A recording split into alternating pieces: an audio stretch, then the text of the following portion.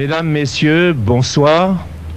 Nous comptions sur un soleil radieux pour poétiser ce qu'avaient écrit Anna Noailles et les poètes de son époque.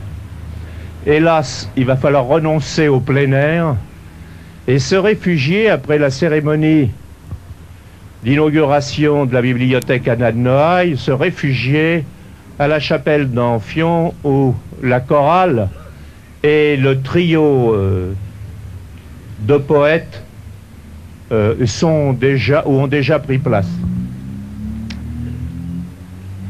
Tout à l'heure, et je vous invite à faire comme nous, tout à l'heure, nous avons été déposer une gerbe sur la tombe où repose le cœur d'Anna Noailles, conformément à ses désirs.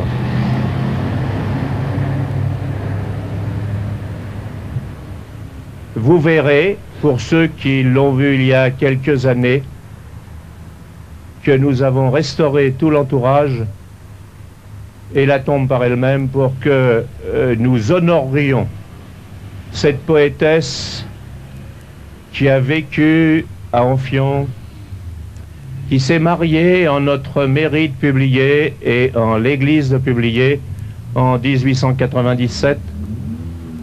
Et aujourd'hui, si nous vous avons demandé de venir, c'était pour fêter le 60e anniversaire de sa mort et en même temps inaugurer notre bibliothèque municipale et de lui donner le titre d'Anna Noailles.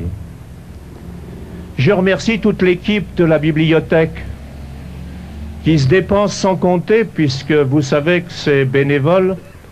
Nous nous orientons bien sûr vers un poste permanent ou au moins un demi-poste pour commencer.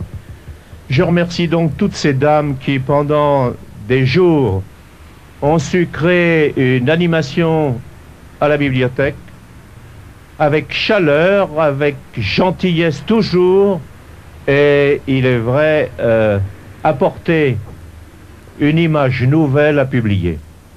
Mesdames, je vous remercie de tout le travail que vous avez fait, et en rappelant à tous que c'est vous qui avez eu l'initiative de baptiser cette bibliothèque Anna Noailles.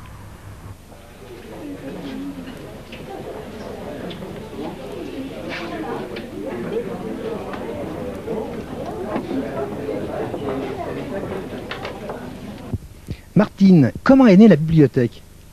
L'idée même de créer une bibliothèque a été lancée par la commission jeune. Elle a ensuite été mise sur pied grâce à une équipe de bénévoles et ce travail a abouti il y a 2 ans à l'ouverture de la bibliothèque municipale de Publier qui est soutenue et financée par la municipalité. Alors, la bibliothèque occupe actuellement le rez-de-chaussée de la maison des associations où elle accueille le public 3 fois par semaine, les lundis, les mercredis et les samedis.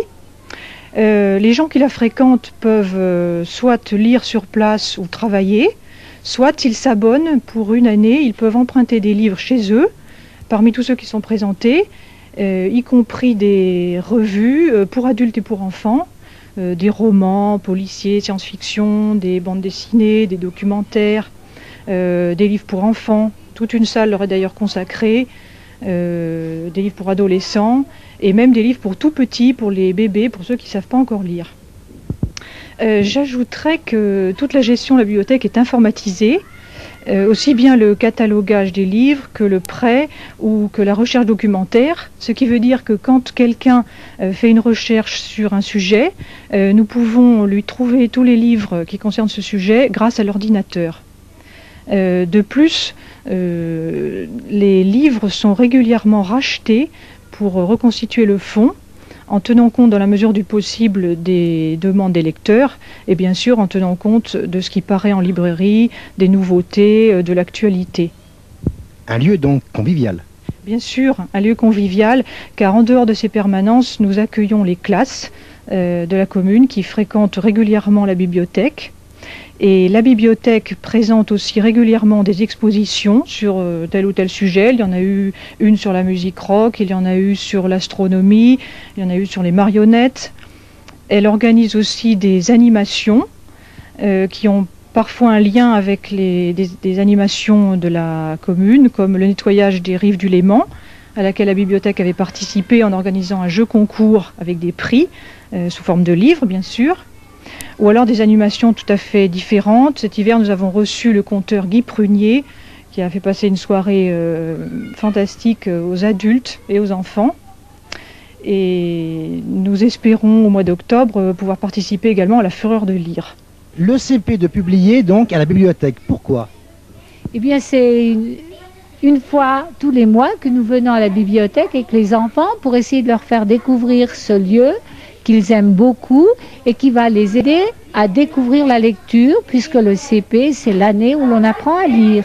C'est pour leur donner en plus le goût de lire, puisqu'ici ils ont tout un choix de livres que nous n'avons pas dans notre classe, et pour leur faire découvrir le but de la bibliothèque municipale, où ils peuvent s'inscrire et venir avec leurs parents à d'autres moments.